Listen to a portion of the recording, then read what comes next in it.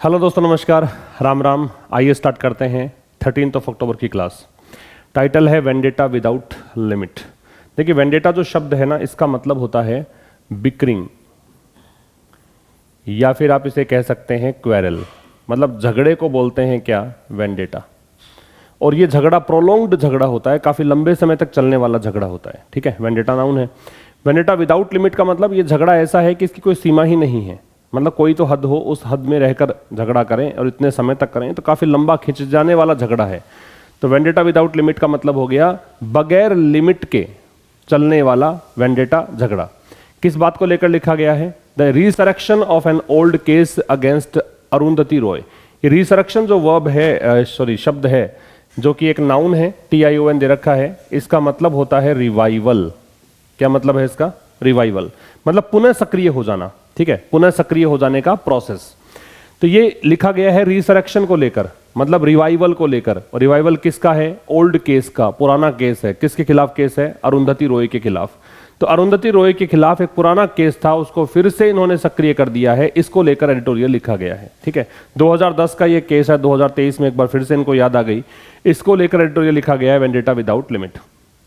कह रहा है रिवाइविंग 13 ईयर ओल्ड केस, मतलब रिवाइव करना। और रिवाइव करना मतलब किसको? 13 ईयर ओल्ड केस को, 13 साल पुराने केस को। किसके खिलाफ है? अरुंधति रॉय के खिलाफ। इसको रिवाइव करना। अब ये रिवाइव की वर्ब जो है वो स्मैक्स है। स्मैक्स ऑफ समथिंग, ये एक फ्रेज है, स्मैक ऑफ समथिंग, मतलब have a quality of something. इसका मतलब क्या है? Have a quality of something, ये मतलब होता है स्मैक ऑफ समथिंग का, have a quality of something. तो 13 साल पुराने केस जो कि अरुंधति रॉय के खिलाफ है, इसको रिवाइव करना जो है वो यहां पे दर्शाता है, झलक दिखाता है। इसकी एक विशेषता है, किस चीज की? इनटॉलरेंस की। तो रिवाइव करना जो है वो किसका सूचक है? इनटॉलरेंस का। इनटॉलरेंस क्या होता है? असहिष्णुता, असहनशीलता। ठीक है, तो रिपीट कर रहा हूं, 13 साल पुराने केस को जो इन्होंने रिवाइव किया है, ये असहिष्णुता का परिचय दे रहा है, ये असहनशीलता को दिखा रहा है, ये इसका मतलब है। ठीक है, अच्छा जी, ये जेरेंड है। कल वाले एडिटोरियल में हमने डिस्कस किया था कि जब ING फॉर्म अगर सब्जेक्ट बन जाती है तो उसे हम किस नाम से जानते हैं? जेरेंड के नाम से जानते हैं। ठीक है ना, अगर कोई ING फॉर्म सब्जेक्ट बन जाती है तो उसको हम बोलते हैं जेरेंड, और इसको आम बोलचाल की भाषा में बोलते हैं वर्बल नाउन। अब इसको विस्तार से पढ़ेंगे। इसका जो स्क्रीन PDF होगा और इसका जो वर्ड लिस्ट है वो आपको प्राप्त हो जाएगी टेलीग्राम चैनल पर। टेलीग्राम चैनल पर CPO SI में जो प्रीलिम्स के क्वेश्चंस थे इंग्लिश के, वो अलग अलग टॉपिक वाइज अपलोड किए जा चुके हैं। वो भी आप PDFs देख सकते हैं, वहाँ पे आप लोग अलग अलग क्वेश्चंस को सॉल्व कर सकते हैं। आंसर सहित वो PDF उपलब्ध है अपने टेलीग्राम चैनल पर। ठीक है, अब देखिए, the resurrection of a criminal case dating back to 2010। Resurrection मतलब रिवाइवल। रिवाइवल किसका? रिवाइवल ये नाउन है भाई, क्योंकि TION दे रखा है, और जनरली TION एंडिंग वर्ड्स होते हैं वो नाउन होते हैं। ये डिटर्मिनर दे रखा है आपको। तो रिसरेक्शन जो है, रिसरेक्शन किसका? क्रिमिनल केस का। और क्रिमिनल का केस कब का है? डेटिंग बैक टू 2010, मतलब ये 2010 का है, ये बहुत पुराना केस है। Against writer activist Arundhati Roy. किसके खिलाफ है? राइटर एक्टिविस्ट, ये लेखक भी हैं और साथ में एक्टिविस्ट हैं। ठीक है, लेखक और एक्टिविस्ट मतलब ये कोई किसी कोज को लेकर काम करने वाला व्यक्ति होता है, वो एक्टिविस्ट कहलाता है। तो अरुंधति रॉय जो कि एक लेखक और activist, and N academician. Academician का मतलब होता है एक कम्युनिटी होती है, और कह सकते हो कि यहाँ पे अकेडमिक से जुड़ा हुआ, अकादमिक शिक्षा से जुड़ा हुआ अकेडमिशियन कहलाता है। तो एकेडमिशियन भी हैं। From Kashmir, seems ill motivated. तो ये जो रिसरेक्शन हुआ है, इसकी वर्ब है सीम्स। ये ऐसा लगता है कि इल मोटिवेटेड है। इल मोटिवेटेड का मतलब है, ये तो हो गया अभिप्रेरित, और इल लग गया मतलब गलत तरीके से अभिप्रेरित। तो ये जो रिसरेक्शन हुआ है क्रिमिनल केस का, ये केस कब का है? 2010 का। किसके खिलाफ है? राइटर एक्टिविस्ट अरुंधति रॉय और एकेडमिशियन है कश्मीर से, इनके खिलाफ।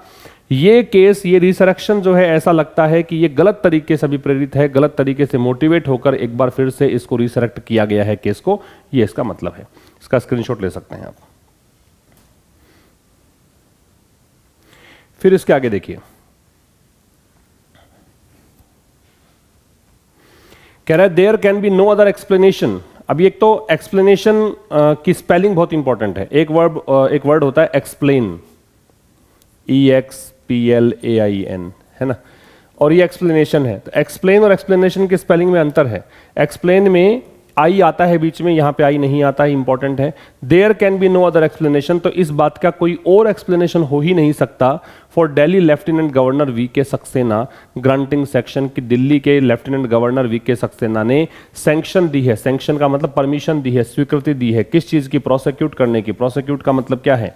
प्रोसिक्यूट का मतलब है मुकदमा करना, सू करना, लिटिगेट करना, ठीक है, मुकदमा करना। किसके खिलाफ? मिज रॉय, मतलब ये जो अरुंधति रॉय है इनके खिलाफ, और शेख शौकत हुसैन इनके खिलाफ। अब former Kashmir university professor Sheikh Shaukat Hussain कौन है? कश्मीर यूनिवर्सिटी में प्रोफेसर रहे हैं। किसके लिए? For alleged.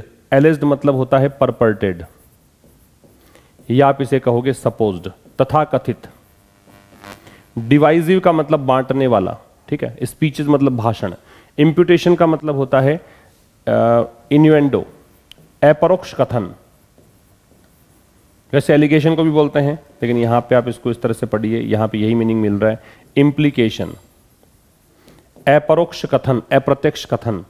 Against national unity, राष्ट्रीय एकता। मेड इन न्यू दिल्ली, ये स्पीच कहां दिया गया? न्यू दिल्ली में। As far back, as far back मतलब ये इतना पुराना केस है। ऑन अक्टूबर 21, 2010, मतलब 2010 में 21 अक्टूबर की बात है, रिपीट कर रहा हूं। There can be no other explanation, तो इस बात का और कोई एक्सप्लेनेशन हो ही नहीं सकता, ठीक है। नो डिटर्मिनर है यहाँ पे, अदर भी डिटर्मिनर है, और एक्सप्लेनेशन है वो नाउन है, ठीक है। No other explanation. देयर से स्टार्ट है तो इन्वर्जन लगता है, तो ये एक्सप्लेनेशन की वर्ब दे रखी है आपको, कैन बी। तो इसका कोई और एक्सप्लेनेशन नहीं हो सकता। किस चीज का? कि दिल्ली के लेफ्टिनेंट गवर्नर, लेफ्टिनेंट की स्पेलिंग इंपॉर्टेंट है। इसको वैसे अमेरिकन इंग्लिश में पढ़ोगे तो ल्यूटिनेंट पढ़ते हैं, और फिर आपको स्पेलिंग ठीक भी लगेगी। वैसे इसकी स्पेलिंग देखो, लाई है, फिर यू है, फिर टेन है, फिर एंट है। ऐसे टुकड़ों में बांट के याद कर सकते हो, लाई, यू, टेन, एंट, लेफ्टिनेंट। इसको ल्यूटिनेंट पढ़ा जाता है अमेरिकन इंग्लिश में। ब्रिटिश इंग्लिश में, चूंकि हम लोग ब्रिटिश फॉलो करते हैं, हम लोग इसको पढ़ते हैं लेफ्टिनेंट। तो दिल्ली के लेफ्टिनेंट गवर्नर VK सक्सेना ने यहाँ पे स्वीकृति दे दी है, ग्रांट कर ली है सैंक्शन, किस चीज़ की? केस करने की। किसके खिलाफ? जो ये लेखिका हैं मिस रॉय। देखिए, जब भी आप किसी महिला का मैरिटल स्टेटस डिनोट नहीं करना चाहते हैं कि वेदर शी इज मैरिड और अनमैरिड, आप ये नहीं बताना चाहते हैं कि विवाहित है कि अविवाहित है, तो वहाँ पे क्या प्रयोग करते हैं? मिज का प्रयोग करते हैं। तो ये मिज किस लिए आ रहा है? क्योंकि ये मैरिटल स्टेटस आप डिनोट नहीं करना चाहते हैं, ठीक है, इसलिए मिज आ रहा है। तो ये इस बात का कोई और एक्सप्लेनेशन हो ही नहीं सकता। किस बात का? जो पहले हमने डिस्कस किया है कि भाई ये एक रिसरेक्शन जो हुआ है इस केस का, इतना पुराने केस का, ये एक इल मोटिवेटेड है। इसका और कोई एक्सप्लेनेशन हो ही नहीं सकता।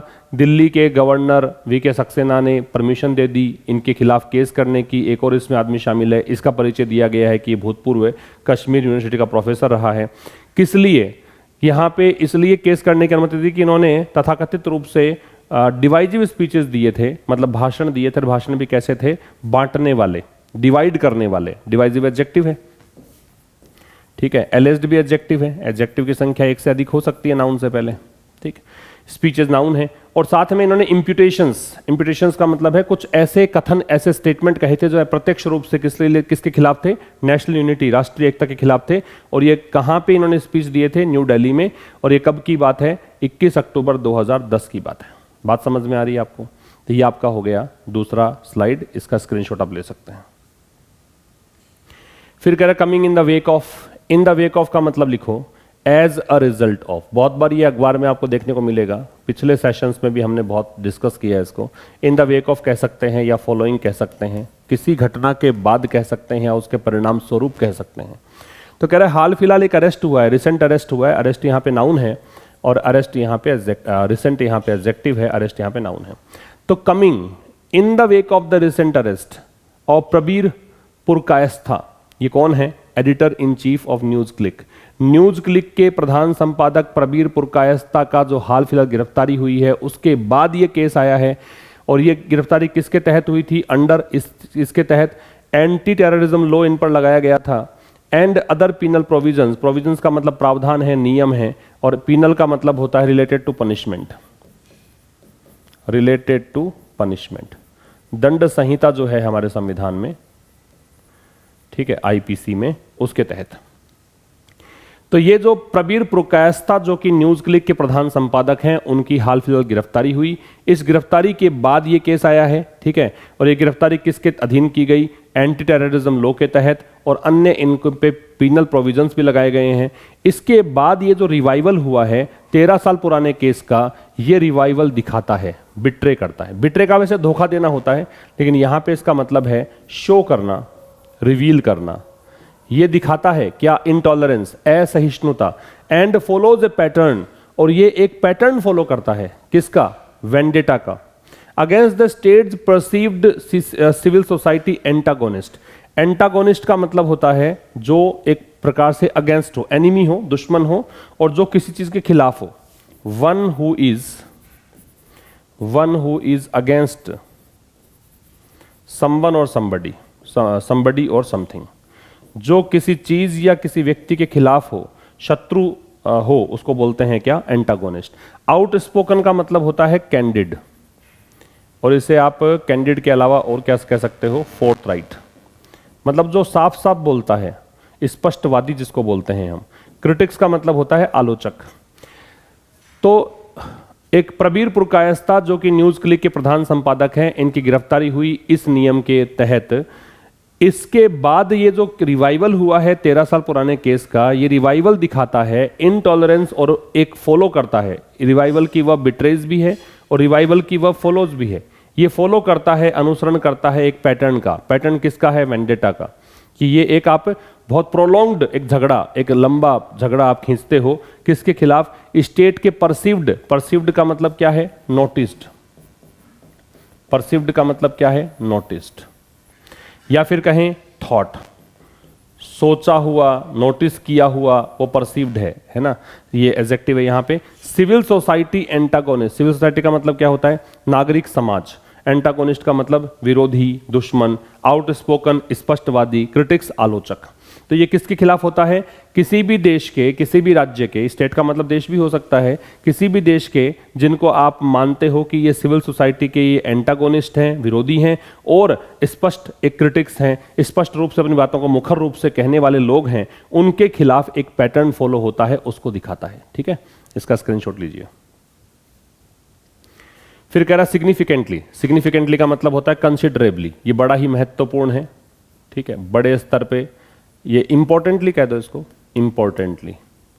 तो ये बहुत ही इंपॉर्टेंट बात है। और देखियो एल वाई लग रहा है तो एडवर्ब है, एल वाई हटाने के बाद एडजेक्टिव बचना चाहिए, लेकिन ये बात जरूर ध्यान रखें, अगर एल वाई को हटा दोगे और एडजेक्टिव बचेगा तो फिर वो एडवर्ब कहलाएगा। तो ये बड़ी इंपॉर्टेंट बात है कि Delhi police did not think the speech is married. Merit का मतलब होता है डिजर्व करना। मेरिट का मतलब क्या है? डिजर्व करना, योग्यता रखना। ठीक है, तो कह रहा है कि बड़ी महत्वपूर्ण बात है कि दिल्ली पुलिस ने नहीं सोचा, दिल्ली पुलिस को लगा नहीं कि ये जो भाषण थे इनमें प्रोसिक्यूशन की जरूरत थी क्या, ये भाषण डिजर्व करते थे क्या प्रोसिक्यूशन की, ये जो स्पीच दिए थे इन पर क्या अभियोग लगाए जाने की जरूरत थी क्या।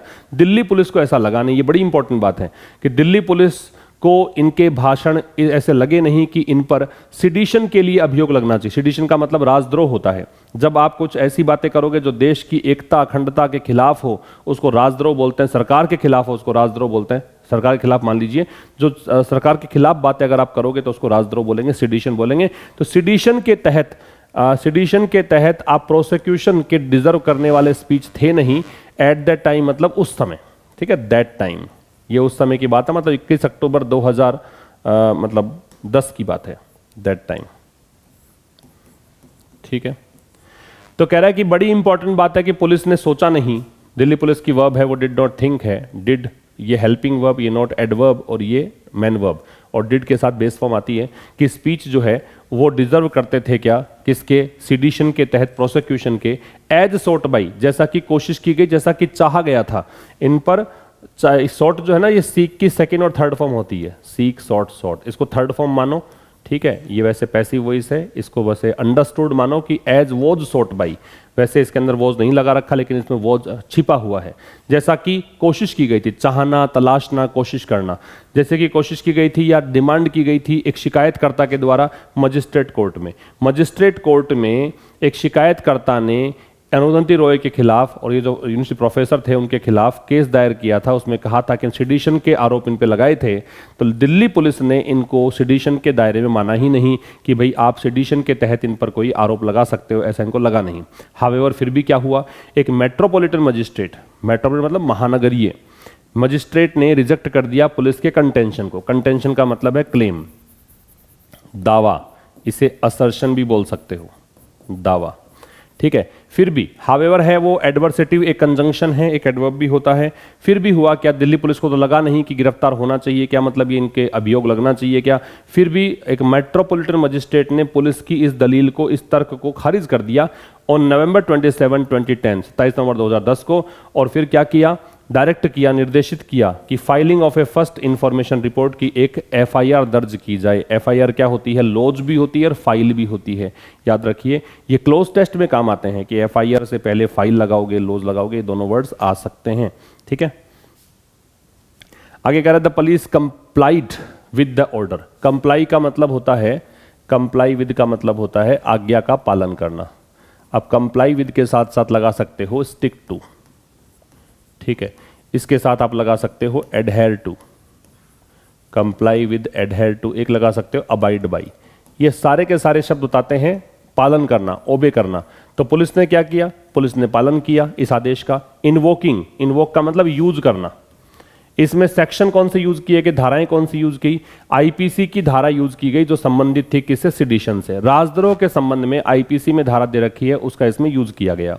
Statements promoting enmity, statements promoting enmity between different groups, और किससे संबंधित कि इन्होंने ऐसे स्टेटमेंट्स दिए हैं जो प्रमोट करते हैं। प्रमोट करने मतलब ये बढ़ावा देते हैं दुश्मनी को। देखो एनिमी की स्पेलिंग होती है ENEMY, लेकिन एनिमिटी की स्पेलिंग देखो ENMITY। बड़ी इंपॉर्टेंट बात है, एनिमिटी की स्पेलिंग ENMITY और एनिमी की स्पेलिंग ENEMY, ठीक है।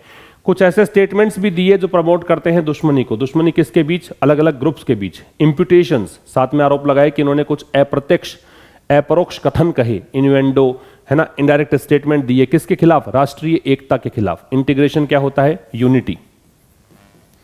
And statements causing public mischief, और साथ में ऐसे स्टेटमेंट दिए जो पब्लिक मिसचीफ का कारण बने। पब्लिक मिसचीफ का मतलब लोगों ने कानून अपने हाथ में लिया, या फिर लोगों ने, मिसचीफ वजह शरारत होती, पब्लिक मतलब लोग की बात है, तो लोक शरारत का मतलब यहां पे है कि लोगों ने कुछ ऐसा किया जो कि कानून के खिलाफ है, ठीक है। तो इन सब का हवाला देते हुए इन पर आईपीसी के तहत धाराएं लगाई गई। The FIR also included, FIR also का प्रयोग है वो, ये एडवर्ब है और ये मैन वर्ब से पहले करते हैं। एफआईआर में ये भी इंक्लूड था क्या, सेक्शन 13 किसका, यूएपीए का, ठीक है। इसका फुल फॉर्म दे रखा है अनलॉफुल एक्टिविटीज प्रिवेंशन एक्ट। तो एफआईआर में ये भी शामिल किया गया, यूएपीए की धारा 13 को शामिल की गई। विच सीक्स, अब ये धारा 13 के लिए ले रखा विच, जो seeks to punish unlawful activities. Seek मतलब चाहना, तलाशना, कोशिश करना। इसमें यह डिमांड होती है इस धारा के अंदर कि सेक्शन 13 तब लगता है जब अनलॉफुल एक्टिविटीज के लिए पनिश किया जाता है, कि आपने कुछ ऐसा किया है, कुछ ऐसी एक्टिविटीज है जो गैर कानूनी है और उसके लिए दंड का प्रावधान है, तो वो धारा भी लगाई गई। बात समझ में आ गई होगी।